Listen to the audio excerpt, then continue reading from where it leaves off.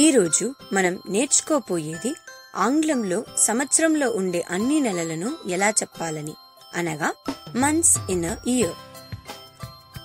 జనవరి మొదటి నెలలో 31 రోజులుంటాయి. ఫిబ్రవరి రెండో నెల 28 లేక 29 రోజులుంటాయి.